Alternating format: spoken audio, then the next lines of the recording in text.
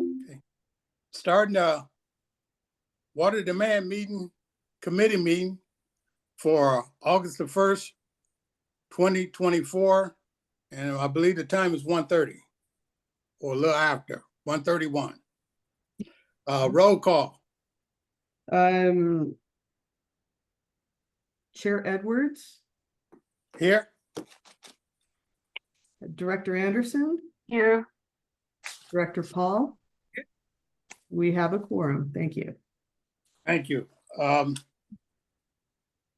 don't have my agenda. I think the first order of business is approving the consent calendar. First order would be comments from the public. Oh, yeah. Comments from the public. Do we have any public? We have one. All right. And no hand raised. So no hand raised. Okay. Dave and I are co-hosting this one, so. No, you see everything I see, right, Steph? So I'll let you. No, that's fine. So no comments from the public. The next item is the action items, which would be the first item is consider adoption of committee meeting minutes from April 4th, 2024. I have read the minutes, but I was not at that meeting, so I'm going to abstain and have no. Okay. Well, I read them as well. Had to look at them again. Been so long. Okay. I'll make a motion to approve the minutes. I'll second it. I didn't find anything to change either. Okay. Any comments from the public? None. No comments from the public. Okay. Roll call vote. Yes. Chair Edwards. Approval. Amy Anderson. Approval. And Karen, you're going to abstain on this? Yes. Okay, thank you. So the motion passes. Okay. Next item of business is action item, right? Discussion item. Say again? It's a discussion item. It is the update on the 2024 water allocation process. Yes. Thank you. All right. Go ahead, Dave. Yep. I'm going to set up screen sharing here.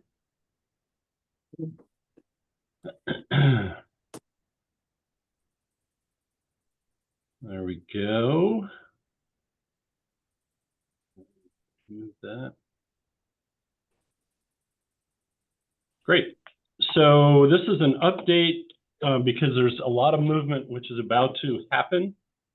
I know some of you, Director Edwards, we're going to address your oft-repeated question, let's get this done, or why hasn't this gotten done?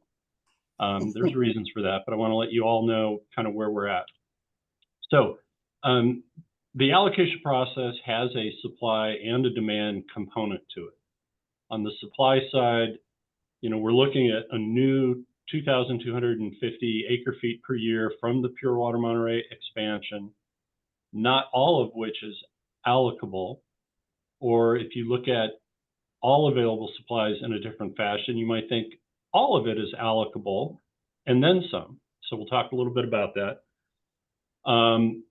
We have, Cal-Am's been getting by in compliance with the cease and desist order for 3 years running.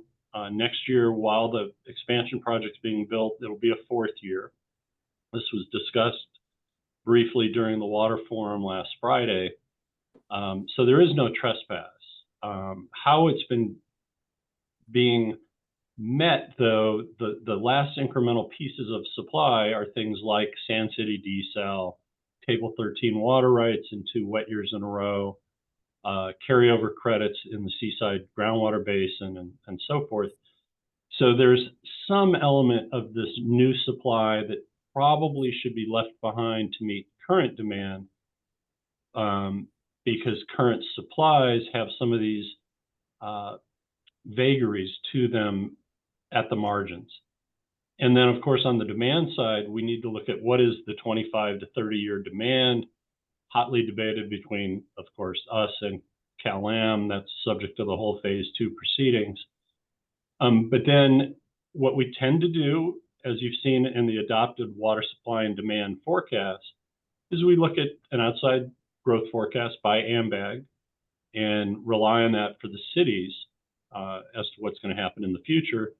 But the special entities, meaning the airport, what we call the Department of Defense, but to be accurate about it, Coast Guard is actually in Homeland Security, not in Department of Defense, but Coast Guard, Presidio, and Naval Support Activity Monterey are all lumped together as a special entity.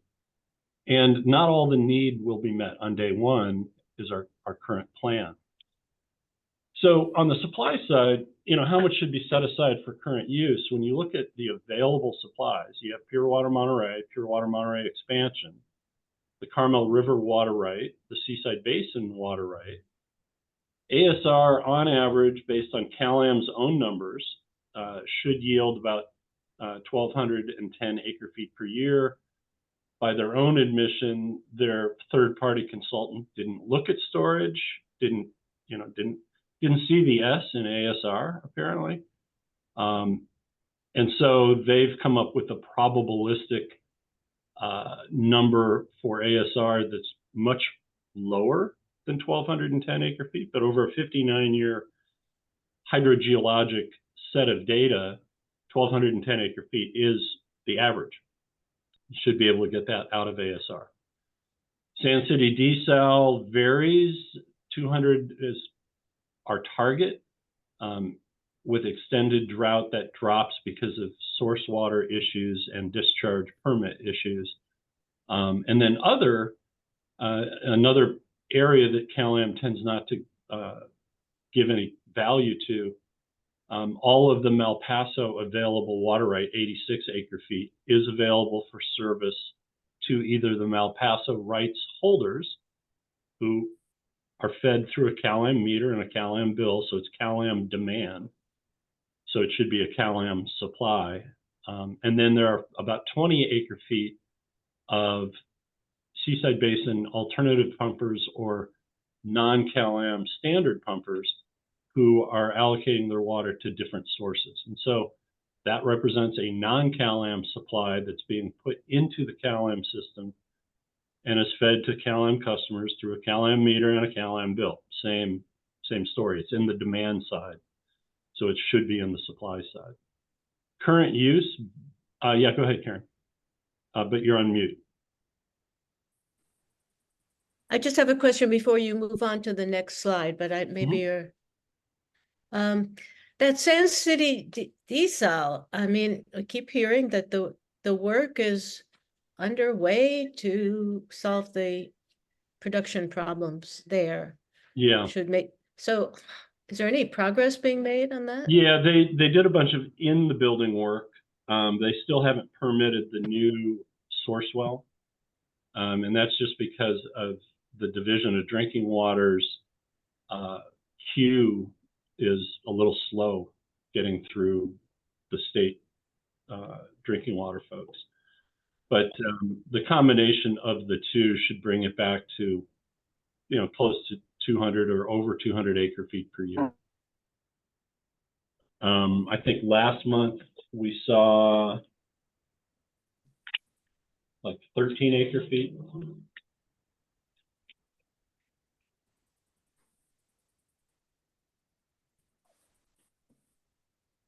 Yeah, 16 acre feet. So it's working. And, 16 times 12 puts you right in that ballpark. So the month before was 17. So all told, we have sources that are about 12,116 acre feet. Our current use based on production, meaning we call it use, we call it demand, but it's actually production, meaning how much water are you putting into the distribution system to meet customer demand, has varied between 9,300 to 9,600. So call it 9,500, but we'll use a 5-year average for what current demand has been. But the implications of this chart is there's about 2,600 acre feet that's available for allocation. which is more than the Pure Water Monterey expansion capacity. But if you want to discount the availability of ASR as we begin to build its long-term usage and its long-term storage, maybe start off by saying, let's reduce our total available by 600 acre-feet. There's the Seaside Basin Payback, or the in lieu recharge. Cal-Am has stated that when its desal plant comes online, it wants to pay back 700 acre-feet a year over 25 years. We've asserted that even without a desal plant, you could do that with the Pure Water Monterey expansion and still have enough water for growth. The fact of the matter is, we haven't gotten there yet, but once Pure Water Monterey expansion comes online, there will be a surplus annually, and that water's got to go somewhere. So you're either leaving it in the ground or you're using it and leaving other water in the ground. But because there will be a surplus, you're tantamount to already beginning the payback to the Seaside groundwater basin, as long as you don't just forget to take all your Carmel River water, right? I have a question about that. Yep. So if there was 700 acre-feet of payback for the Seaside Basin from the desal plant, who would pay for that? Well, so that's a very interesting question, because the water purchase agreement for Pure Water Monterey is the full 5,750 acre-feet, if delivered, is purchased by Cal-Am. So let's say, again, there's 5,750. If they took all of their Carmel River right, because it's a very inexpensive right, and even a portion of the Seaside Basin, they've met demand. They've met current demand. And so then the question is, if they just didn't pump Seaside Basin water, then they're replenishing, and they're replenishing via in lieu. So no one's paying for that water. Cal-Am, in effect, is just saying we're not pumping it. But on the other hand, they purchased Pure Water Monterey expansion water on top of the Pure Water Monterey base case water. So its ratepayers are in effect buying pure water and leaving behind native water. So that's one option. So in effect, the ratepayers are paying for the in lieu recharge in that case. The price difference? Yeah. And Is it's embedded in the purchase price of water. Mhm. In the alternative, and what would be better for ratepayers, would be for Cal-Am to come to us and say, I don't know why we got into that contract. We'd rather only take as much as we need right now. But that'll never happen because the contract's already signed and there it is. So the middle ground would be to say to the water master, hey, we have water we don't need right now. We can replenish the Seaside Basin over and above the Cal-Am debt, because Cal-Am owes water to the system that the water master will not pay for. But then the water master wants protective water levels, and that water the water master would pay for if the water master had a source of revenue. And that's some discussion that our staff and Director Edwards and Director Riley had just a week ago, which is, when will it be appropriate for the water master to buy water, and what source of revenue would the water master use? But here's a case where Cal-Am could say, we have a surplus. We'd like you to buy it over and above our in lieu recharge requirement. All of that's just kind of up in the air at this point. But I think when it becomes real and you start to see all the different waters available and how they exceed demand, that discussion will ensue in about 16 months, 18 months. But on that second bullet point, let's just kind of assume that we're going to discount ASR for a while, maybe leave some back for Seaside Basin payback. And we do recognize that there's some drought variability in Sand City desal and Pure Water Monterey expansion. So like when the rubber dam is not up, the Salinas River diversion facility is not up, and that would happen in a dry or very dry year, then there's a little bit less, 345 acre feet less water available to the expansion. And so we have to make up part of that water in the winter with additional wastewater that would flow out to the ocean, but we can't make it all up. So there would be like a 195 acre foot decrease in dry years that we'd either have to tap reserves or tap the ASR reserve. So it's either the operating reserve from pure water or ASR reserve, water in the ground.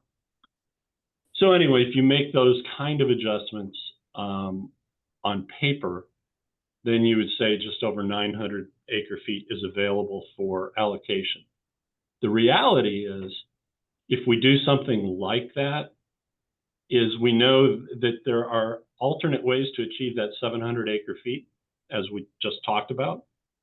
The ASR really shouldn't be discounted by half because the way it works is to yield 1,200 acre feet a year on average, and so forth. So we would be saying that less is available to allocate than probably in reality that actually exists.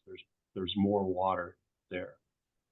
And of course, it doesn't include table 13, right? So in wet years, there are even other sources of water available to CalAm, as well as carryover in the Seaside Basin when a non-CalAm pumper doesn't use its full pumping allotment.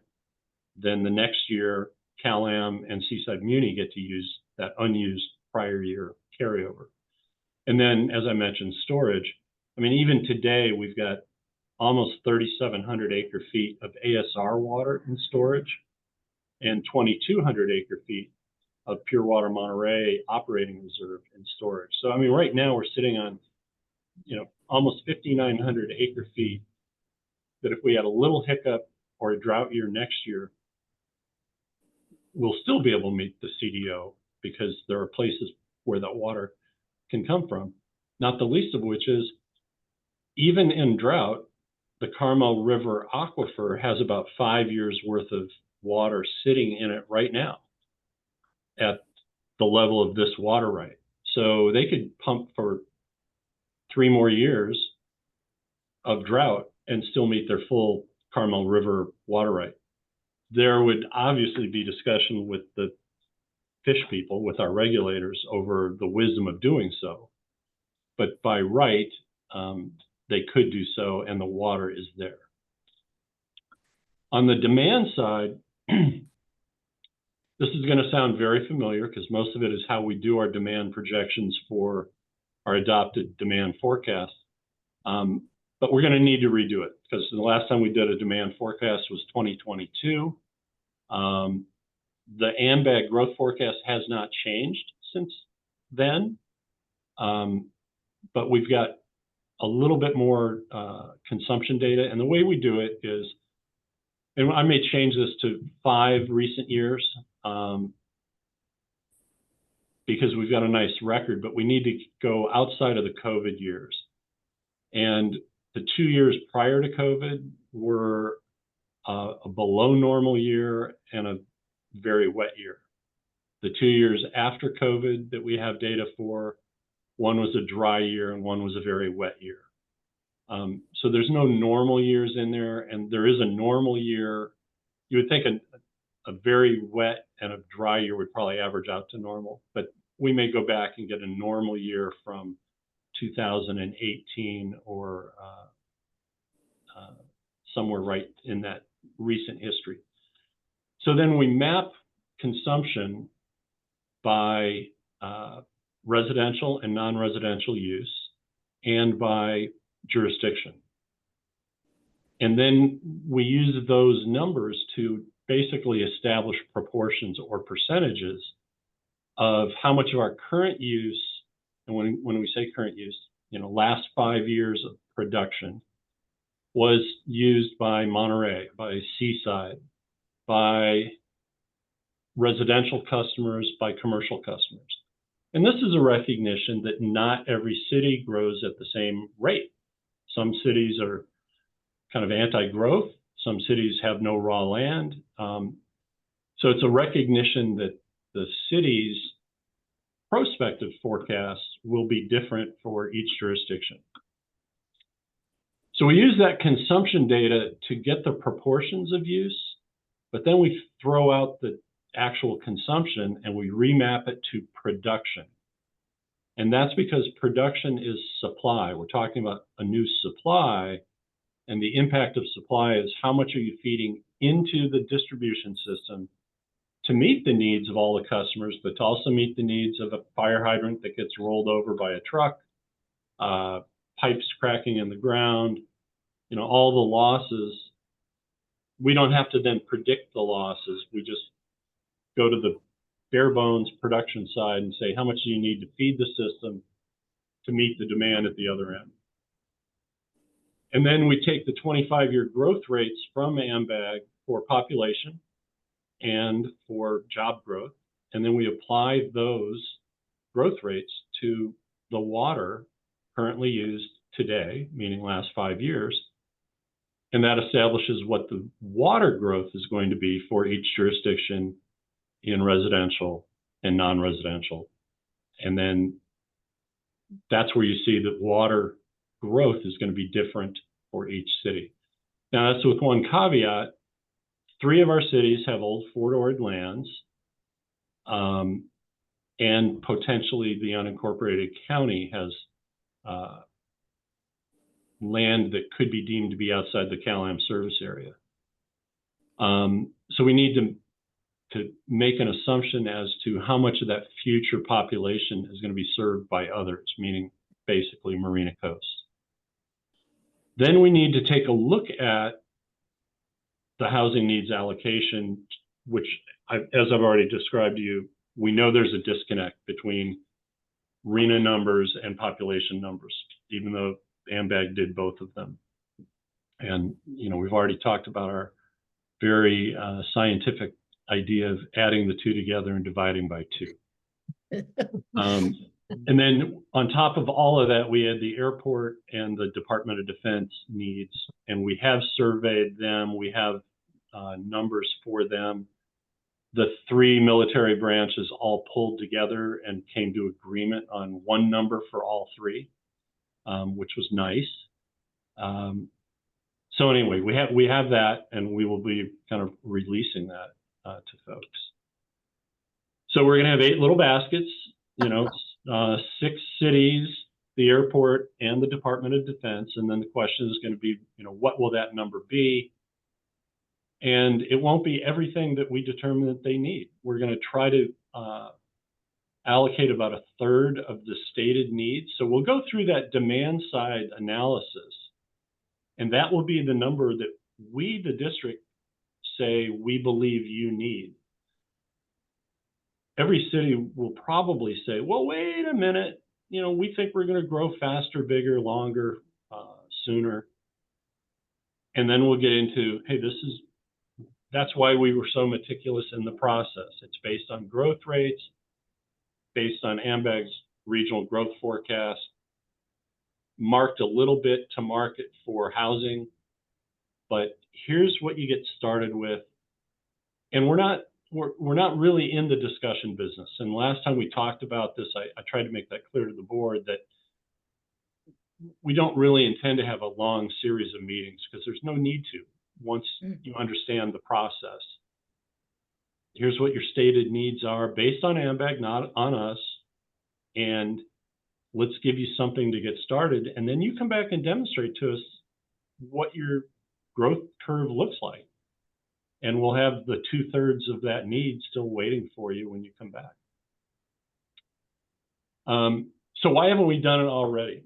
Well, we can't adjust those population estimates for being served outside. So Seaside, for example, its housing element is really bullish on Campus Town and other old Fort Ord properties. Their housing element hasn't changed. City of Monterey, if we had relied on their earlier housing element, they had about 1,200 units in the old Fort Ord, which was, a third of their housing need. They just revised it and took it to their city council 2 weeks ago, July 16th. And the new plan takes all the Fort Ord available housing and treats it as their buffer. So they're now locating their full 3,654 RENA housing units in the city boundary as infill, which is what we said all along, that if we came and said we have water available, all that housing is going to move back into Monterey and out of South Boundary Road. So now they have a place where South Boundary Road has potential housing, but it's treated as over and above their RENA number. So for them now, we're going to assume 0 of their future population is going to be served by Marina Coast Water District. Whereas just a month ago, we were assuming, I forget if it was 20 or 30% was going to be served by Marina Coast. Similarly, the county instructed their staff at a June board meeting to go back and take properties out of their inventory. And we haven't even seen that yet. Well, if you recall their first cut at it, they had about 1,200 housing units in Carmel Valley and 1,200 housing units in the unincorporated Highway 68 corridor. So they were bringing our service area 2,400 new housing units, which would have more population in it than the entire AMBAG population forecast for the unincorporated county countywide over the 25 years. So it was one of those completely unhinged assumptions, all of which fell with the burden on our service area, Cal-Am service area, which are identical. So now hopefully this will be the end of it. They're expecting to submit their revised housing element to the state. I think it's August 18th. So there's, a 1 week period to look at this revision, and they're going to submit it to the state. So we've been waiting on these just so we can make our basic assumptions as well as do that housing check. But during the course of this whole process, another concern started percolating to the surface as a couple cities said, oh, great, you're going to give me an allocation by October of this year so I can start releasing water again. And we said, well, we're trying to give you a year head start so that you can commit to big projects and developers will know that there will be water available, but we don't want you releasing it to little projects that could get done in 2 or 3 months because that's paper water. There's no wet water until you flip the switch on the expansion project itself. So we became a little concerned, and Stephanie and I had many discussions about whether her staff would be the gatekeepers or the cities should be the gatekeepers. But we also kind of said, well, it's not so bad that the housing elements haven't been finalized because we're in no hurry to actually do this allocation if cities are going to try to make it our problem be the gatekeeper between remodels and projects that are going to take a year to build. So that being all said, we are going to start the allocation process. We've got a meeting notice out this week for September 12th, where we're going to invite everybody in to get started. So that'll be the technical advisory group meeting. I'm expecting that to follow with, instead of the policy advisory committee, which is one mayor or one council member from every city convening, let's just take it to their city councils. We got to do 6 of those. We could probably get them all done in October, might roll into November, but we'll distill our process down to a much greater summary, but their staff will have heard the detail, and then we'll take it to their councils and field their questions. And if there's a measure of acceptance such that we don't need to reopen a very lengthy process, which there shouldn't be. I mean, we're basically, as I said, trying to dictate what the allocation will be. Then we'll bring an ordinance in December and adopt it in January. So they wouldn't really have authority to begin trying to release water to projects until, I guess it'd be 30 days after the adoption of the ordinance. So that being said, there's been no delays in the Pure Water Monterey expansion. It's still early in my book. So first water is supposed to come out in August. Actual production, kind of full-scale production, is scheduled for October of next year. So we're kind of squeezing a little bit, which I think gives us comfort that there will be fewer remodels that they try to slip through before the expansion's really online. But it will at least let the cities know how much water they're going to have to work with. I think it fails to do one of the things we had hoped it would do, which would spur large-scale developments, because most of the large-scale developments require the setting of a meter, and we're still in that that place where, you know, Cal-Am said on Friday they've got no interest in helping lift the CDO unless they've got a clear runway to their desal plant. We've suggested that the state needs to start looking at lifting the CDO based on the expansion, and most of the business community that we've talked to agrees with that. You know, get us the best clear path so we can build stuff. But without a promise of a lifting of the moratorium, then the large scale projects won't get done anyway. So our intent to have allocations done to spur those large scale projects isn't going to materialize.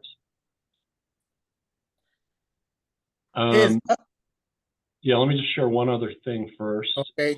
And then we'll come back in. Let's see.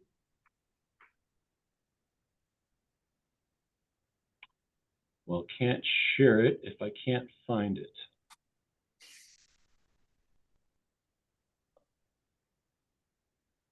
I'll look for it. So yeah, let's go ahead and do questions. Okay, Dave, my first question is, who determines who's going to be the gate guard? Could we leave it to you and Stephanie? Or in my case, I feel the board ought to do that, and we ought to do it publicly. That we will be the gate guards. No water will be released until these projects are online. Yeah, and I think that's exactly what we need to signal to the jurisdictions, which is we're giving you an allocation, but it's not for remodels. You can approve a project and bring it to us if you have made a determination that its completion date is after December 31st of 2025. I mean, it'll be something like that. Stephanie, isn't that what you and I agreed to? Yeah, and I think we also talked, the ordinance can cover a lot of this. It can specify dates and actions that would have to take place before somebody could pull a permit. And I think we can cover that, and that would be something that we would want to bring back to this committee to look at before we go to the board with an ordinance. So I think you can probably look for that October, November for a draft. October, come on. Don't push We it have into enough information by then. Don't try to give me a Thanksgiving present. Do it in October. I want a Halloween present. So do it in October. Y'all we need to pick this up. Yeah, I found what I was looking for. So here's the just so you kind of know what we're doing. Every entity, well, the bigger ones, typically have a city administrator, city manager, and then a key staffer. So like you see on this one, Chip's unlikely to show up at our meeting, but Marnie would be the one they send. Smaller entities like Del Rey Oaks, it's probably going to be John, the city manager, who would show up. Monterey, you know, Hans is into this stuff, but I'm sure he's going to just send staff. Same thing with Pacific Grove. They've got a fairly active community development director. Although Matt's new, so. Yeah, he might be interested. Sand City, smaller. They don't have a designated planning type person. Seaside has an interim city manager, but a very active economic development person who has been on a number of our calls and board meetings and so forth. County of Monterey, you know, Sonia De La Rosa is not going to show up. Craig Spencer may assign it to somebody else, but our goal is to reach beyond what is our normal technical advisory committee and make sure that the city manager, executive director types know that this is going on, so they can make sure that they've assigned somebody to cover it. And then we have our 3 branches of the military, which they've all been channeling everything through Marlena Brown, and you should know Marlena. She shows up at our board meetings. Read that letter into the record at our last board meeting. So this is our September 12th meeting invite list. Again, it's the staff. We're going to beat them up with the process. We're going to show them data. Here's consumption data.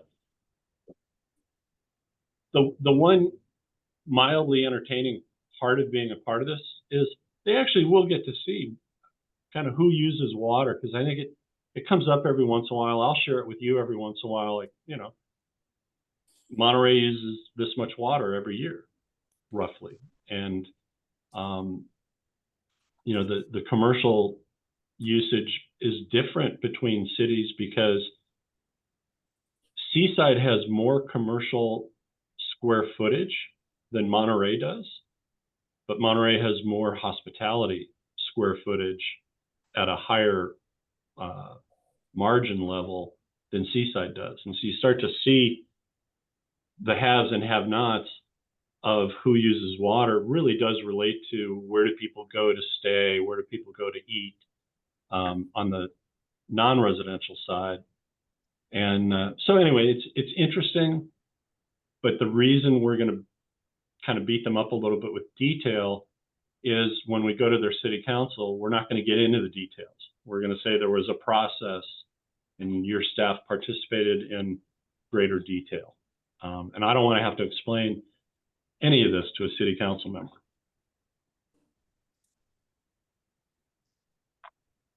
And that's kind of it. We are now queued up.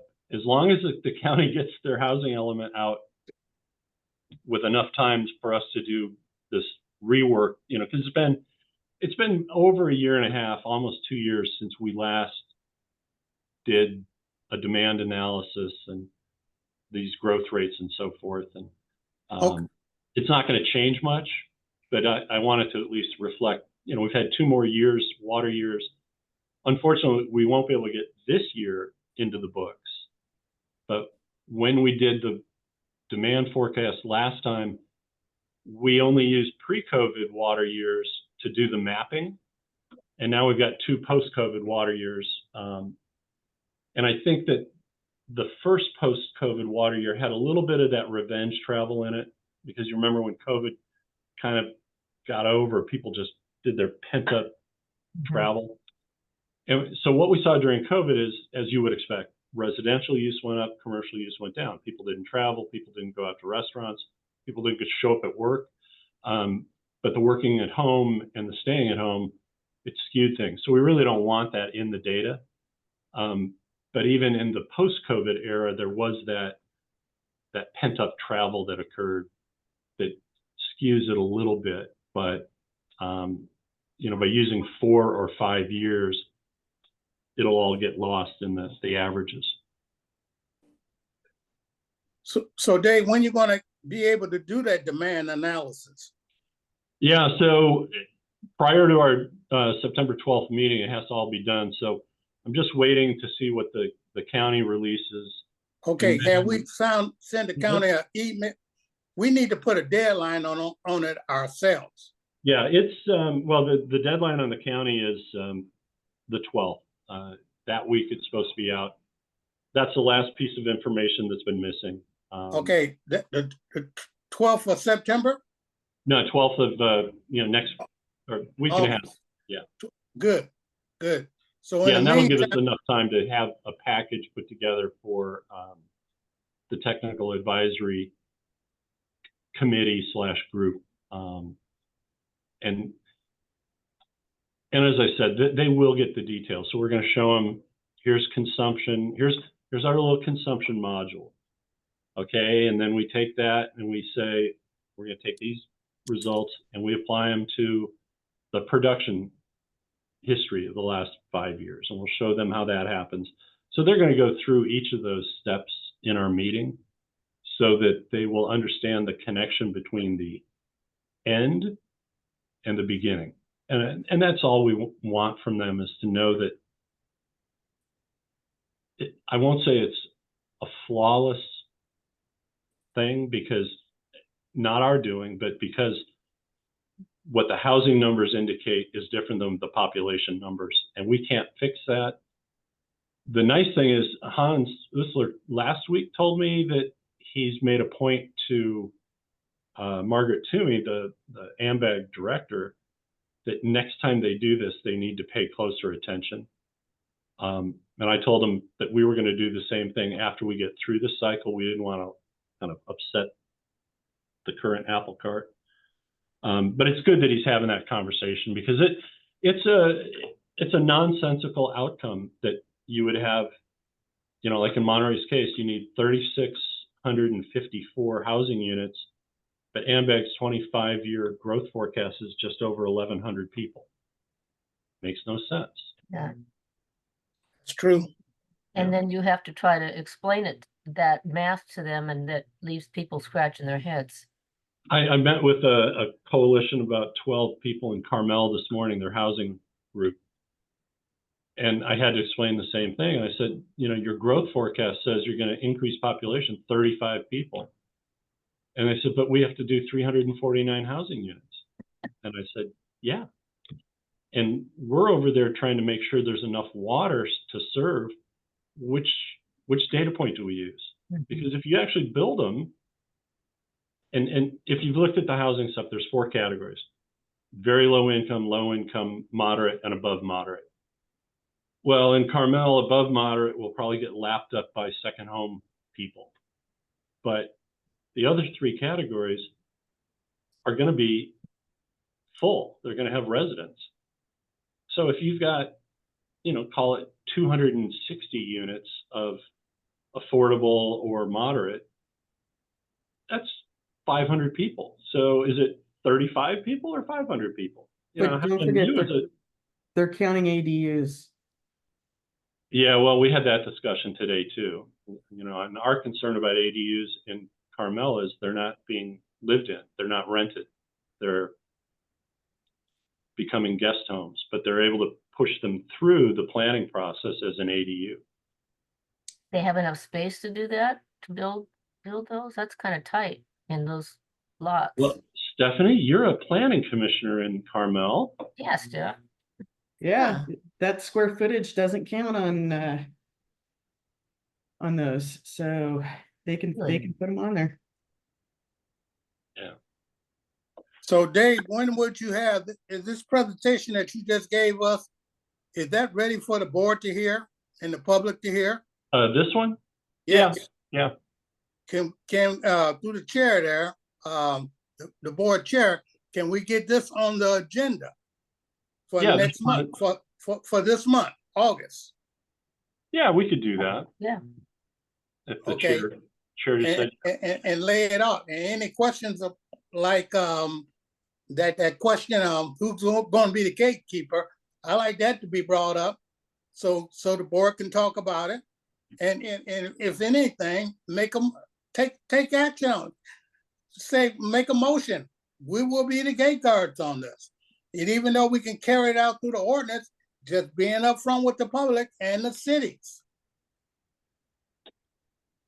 so they can hear that, okay, Director Edward trying to be a AS, and this is the way I feel the board should go, or the board should vote on. I believe we should be the gatekeeper. Well, and I think that's a real important issue that we didn't assign the importance to when we started off. You know, we were like, oh, we'll be helping the jurisdictions out by giving them a year advance notice. And what we've discovered is they'll abuse it. And so it came down to, are we going to be the gatekeeper, or will they comply with us saying we're not going to consider any water permits until the plant's online, or is there middle ground? I think the middle ground has to be that they won't issue, or they won't send somebody to us for a water permit if the project can be completed prior to December 31st of next calendar year. We're going to have to put some guardrails on it. Well, let's start doing that. And Karen, I'll let you go, but I see Fran with her hand up. When I see an attorney, I get worried a little bit that he's going to say, I can't do it. No, Go I ahead. want to encourage it because in our last reply brief on long-term supply and demand, we argued to the commission the district's authority to control the growth through our allocation process. And so that disposition of, you know, the district controlling when the water is released and in what quantities confirms what we are representing to the Public Utilities Commission. So, Okay, Karen, go ahead. And how would we do that? How would we be the gatekeepers or control the distribution, the allocation? Well, To- one to- concept basically is that if somebody comes to us with a project that clearly could be done within a few months, then staff would not have authority to issue a water permit. But if there's a large project that comes in, you know, like the Ascent project in Seaside, where it's clearly going to take a year to get built, then staff would have the authority to issue the permit for that. Those are the types of things that we need to talk about. And I think it's going to have to be double barreled, where we tell the cities, don't send us a project that's a simple remodel or it's going to get done this year. They'll do it anyway, or one city will do it and they'll forget or they won't pay attention. So then our desk will also have to be diligent. So we're going to have to kind of cover it on both sides. I have a follow-up question. This is for Fran. Is there any legal restrictions or impediments on the district's authority to prioritize along the lines that we're discussing? well, excuse me. The priority I hear is that the water is not released prior to December 31st of 2025, when we anticipate the expansion project to be online. And the fact that you know that remodels move faster than larger projects should not be seen as a discriminatory action, since whoever is applying will be subject to the same restriction date. In other words, not prior, water will not be released prior to December 31st of 2025. And so staff, you know, they may process the permit, but they're not going to authorize the use of the water. Okay, Yeah. but here's another question for you. At the beginning of the process, I believe that number was about 22,600 acre feet that we have. Yep. Can they use that? Well, so that included the new project, the expansion. Okay. So really, like currently, we've been about 300 to 400 acre feet of quote unquote surplus. But trying to define where that surplus really lands every year is difficult, because the last 2 years, it can be said that we had ASR available, but we didn't, like this year, we're not actually pulling any ASR out. So we put it in. So it's part of the surplus, but we didn't need it. Last year, there was some carryover credit. We're going to get something out of Sand City this year when we expected zero. So and Cal-Am's not going to get full usage out of their Carmel River water right again. It won't be nearly as big as last year, but it's still going to be a couple hundred acre feet that, you know, they just can't get it all out.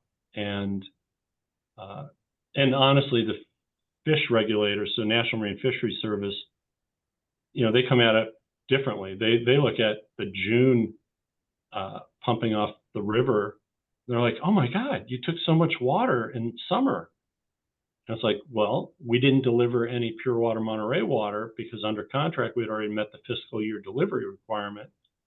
So we delivered 0 to Cal-Am in June.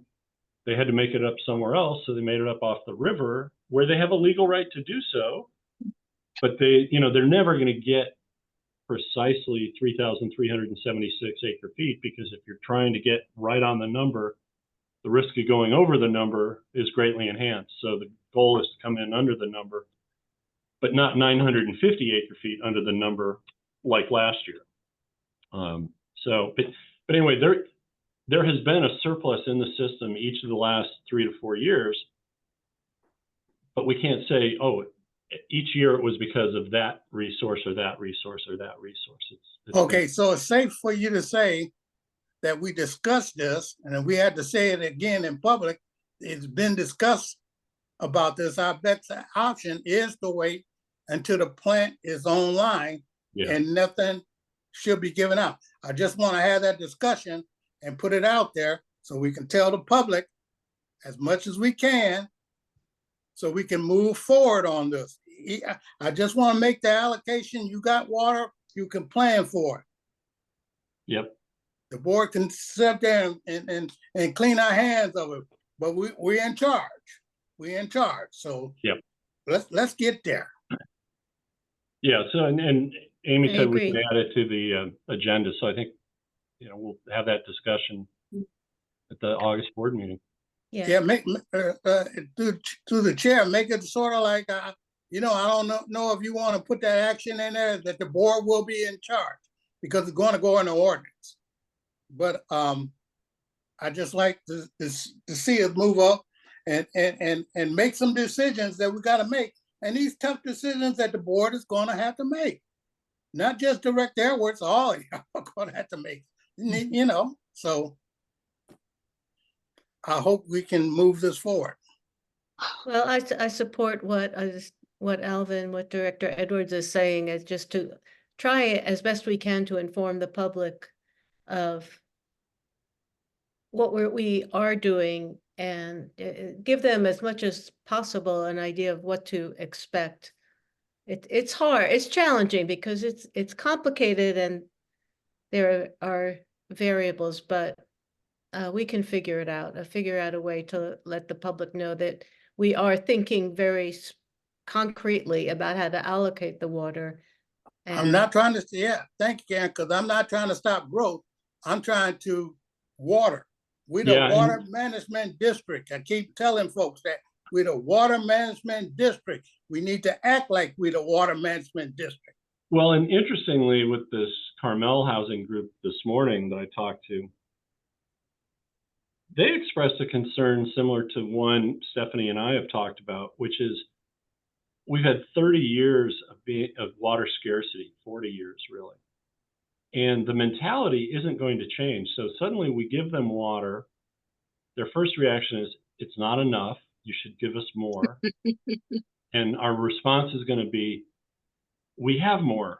And if you grow, let us know and we'll give you more. But we don't want to be in the situation we're in today, where the county still has 12 acre feet unallocated to anything, and they won't allocate it, or Seaside has 30 acre feet unallocated. We want to see who's going to grow, who's going to promote growth. But the other thing, and this is the one I'm worried about, is they were worried that their own city would hoard their allocation and prioritize it only for certain types of uses. Mm-hmm. And because we've had decades of scarcity, I could see that happening. And my point to them was, we're not the land use agency. You are. You know, we may limit it based on a date of availability, but we're not going to limit it based on your commitment to affordable housing or drag racing strips or whatever it is you're into.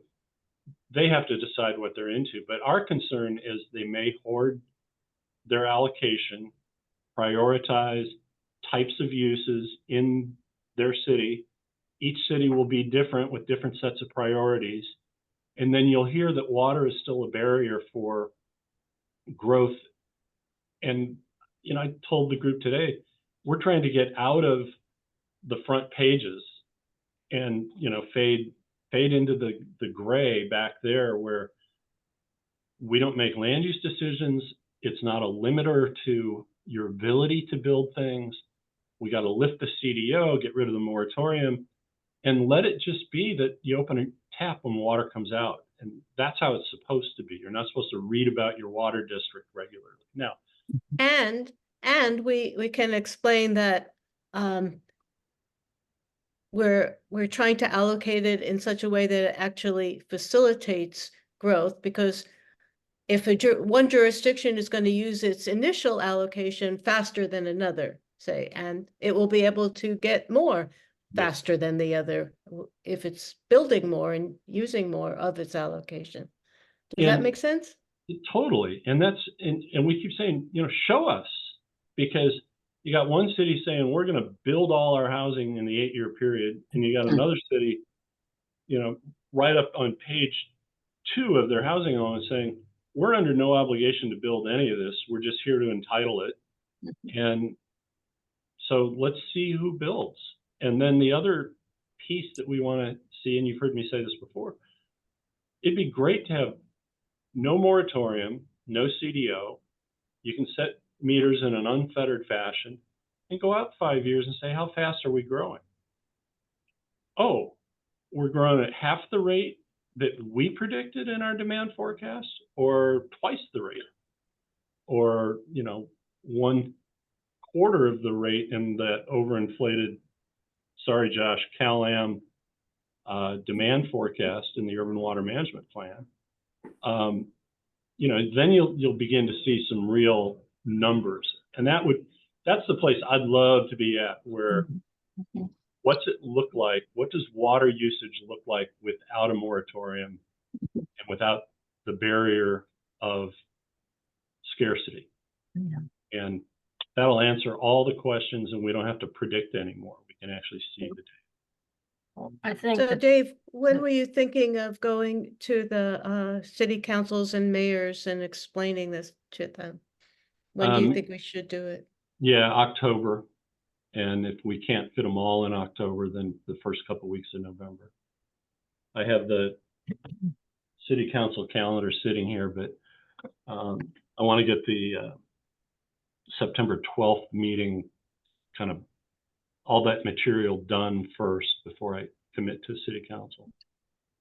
well, the more simply crafted this message is, that it's, you know, that it's swallowable chunks, people understand it.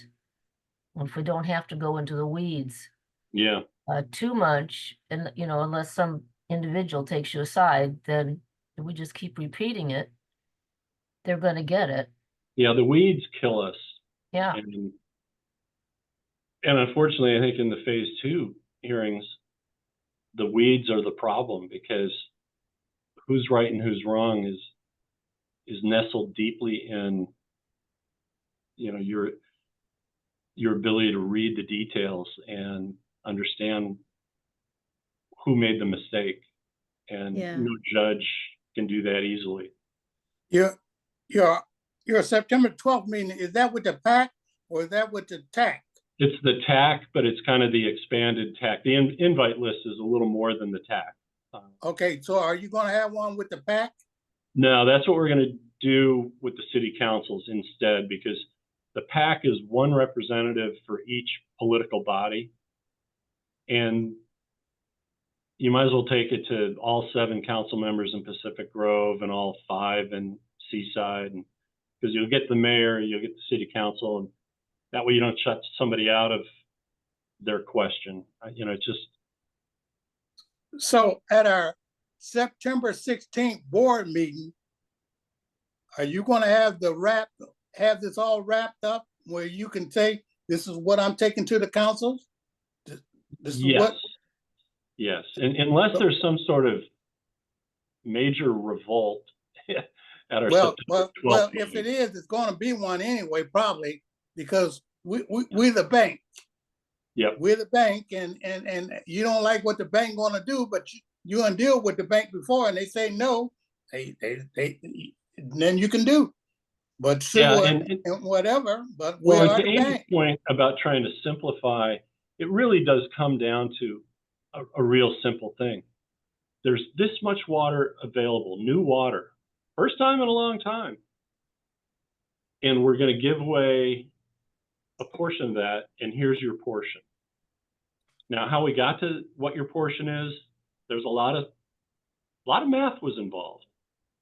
A lot of data was involved, and we walked your people through, but suffice to say, we'll simplify it to, it's based on your population forecast and your jobs forecast for the two sectors of water use, residential and non-residential. And it's done by jurisdiction. Your city is different than the city next door, is different than the city over there. But they don't have to see the data, and they don't have to see how we mapped it. It's a third-party forecasting methodology. And That's critical. Wasn't us. you know, AMBAG, when they do their growth forecast, they had 27 meetings with the 7 political jurisdictions here on the peninsula. So if there's a disconnect between what a city thinks and what AMBAG is putting into their model, it should have come up. And so that's why I get a little impatient when I get a city manager going, oh, we've got so much pent up demand that as soon as you get us water, we're going to grow gangbusters. It's like, well, did you mention that to AMBAG? And in the housing element, up through the 5th cycle, they always took into account the scarcity of water. And they even said things like in the 5th cycle, we put less housing in Pacific Grove and Carmel and Monterey and more in Marina and its area because of the scarcity of water for development of housing.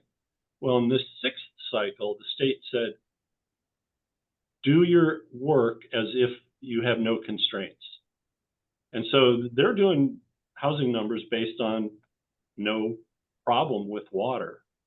So I don't want to hear a city manager say, oh, well, we stilted our inventory of available sites over to Fort Ord because there's no water here. Well, they weren't supposed to do that. And the object is for us to go get them water, or CalAm to go get them water, or somebody to get them water. So that's not been corrected. What's that? That's not been corrected in their numbers. It has not in all cases. Okay.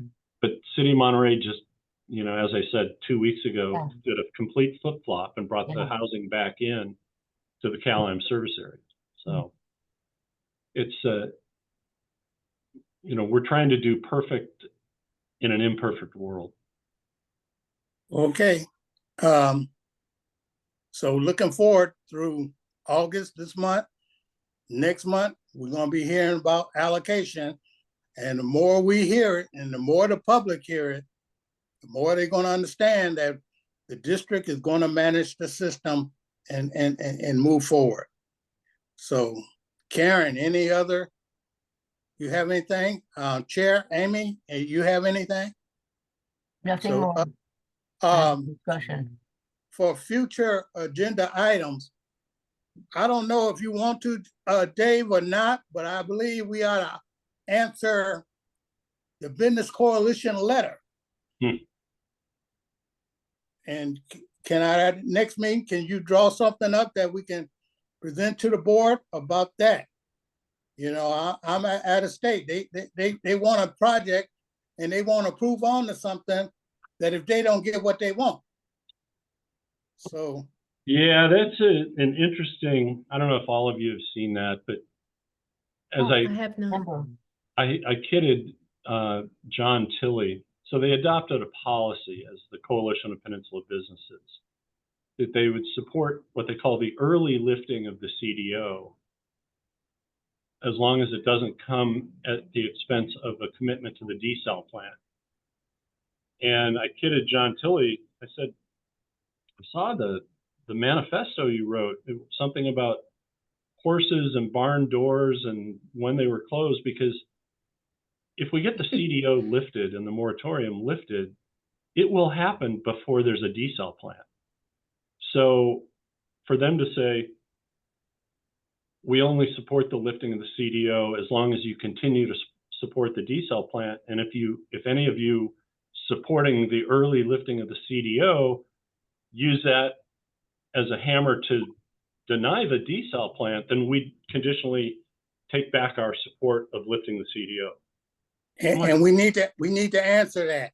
Yeah, We but need it's to kind of answer like, that. That's pretty hilarious when you think about it. It's like we don't want the CDO lifted unless we need the desal plant to lift the CDO. But if you lift the CDO before the desal plant is approved won't or support. authorized, then we oppose the lifting of the CDO. That's right. We need to put that out there in public, and we need to public discuss it at a board meeting and send a letter to the state. We will move on.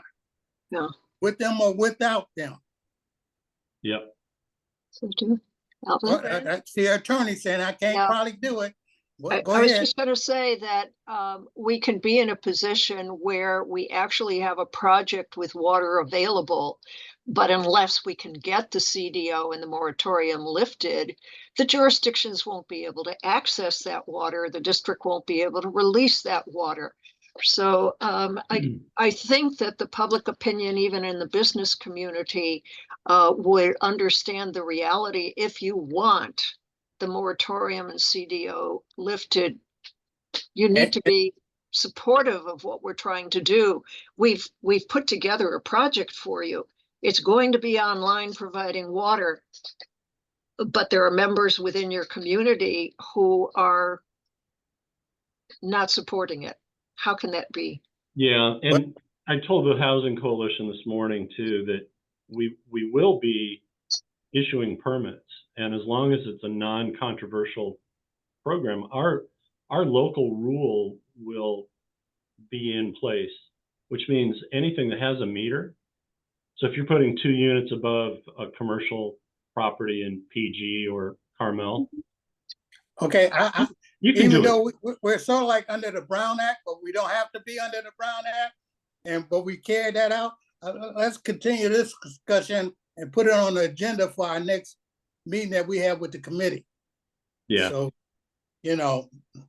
I know we just following Brown Act rules, and people like to turn things around.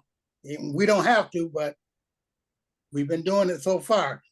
Well, the more just to give you some comfort, Director Edwards, discussion of the lifting of the moratorium and the CDO are directly related to the allocation of the water.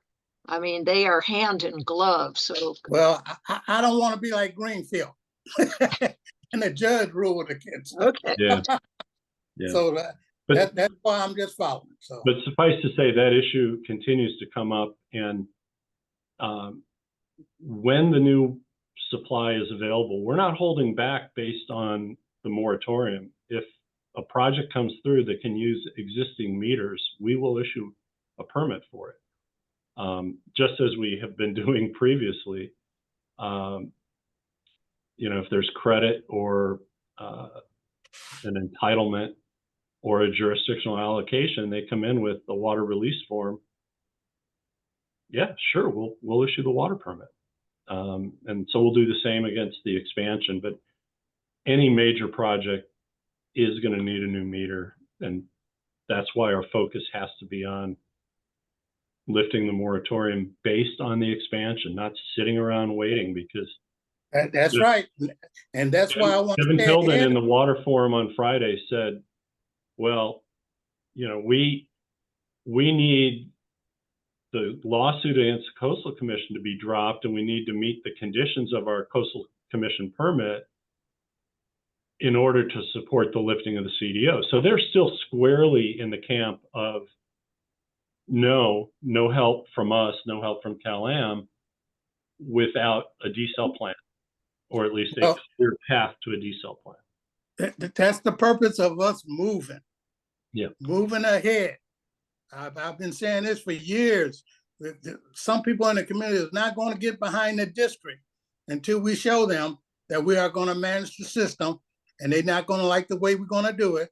But you done said all the right things today, and we need to say it publicly and Yeah. not do a committee meeting, to the whole board and to the community. Yep. So anything else do we have on the agenda there? Good. Is that it? Like to adjourn. Thank you, ladies. Appreciate it. Thank you, staff. Thanks.